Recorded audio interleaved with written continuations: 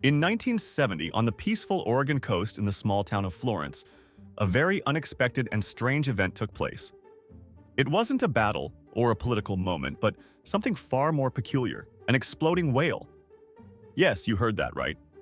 It all started when an 8-ton sperm whale washed ashore. Now, this wasn't just a small inconvenience, it was a huge problem. At 45 feet long and weighing as much as a school bus, the whale carcass began to rot, and quickly. The smell alone was enough to send locals scrambling for solutions. This was no easy cleanup job, and authorities had to figure out how to get rid of the massive beast before it became an even bigger problem. The question was, what do you do with a dead whale on your hands? They couldn't bury it, it was too big. They couldn't leave it to rot. It would stink up the entire coastline. They couldn't haul it away, it was simply too heavy. And as strange as it sounds, there weren't any guidelines for situations like this. So, what did they decide to do? Well, in a meeting that must have been a mix of both desperation and strange creativity, the Oregon Highway Division came up with a bold and frankly bizarre idea. They were going to blow up the whale. Yes, you heard that right. Blow it up with dynamite. Their thinking was simple. If they could blow the whale to pieces, seagulls, crabs, and other scavengers would take care of the rest. They believed the dynamite would vaporize the whale, leaving nothing but small, manageable bits behind. Problem solved, right? On November 12, 1970, a small crowd gathered on the beach, curious to see this unusual method of whale disposal. They stood at what they thought was a safe distance. Half a ton of dynamite was set underneath the whale, and the countdown began. A few news reporters were there to cover the event, and local residents gathered to watch what they assumed would be a quick and clean solution.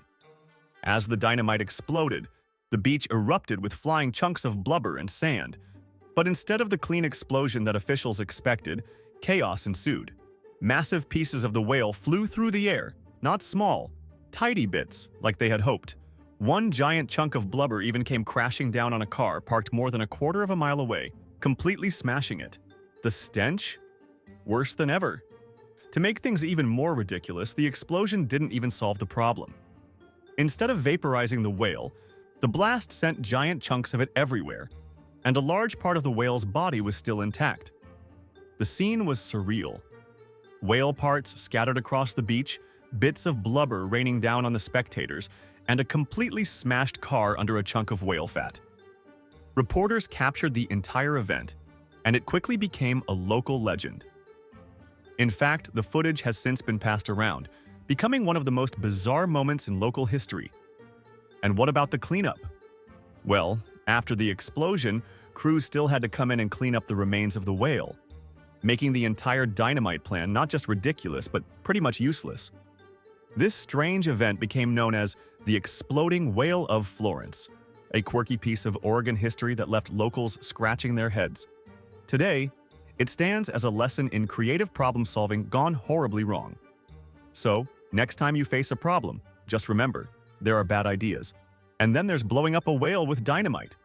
What started as an attempt to solve a stinky problem became an unforgettable story. As said, that continues to amuse and astonish people to this day. Sometimes history isn't just about serious moments. It's about the times when things go hilariously off course.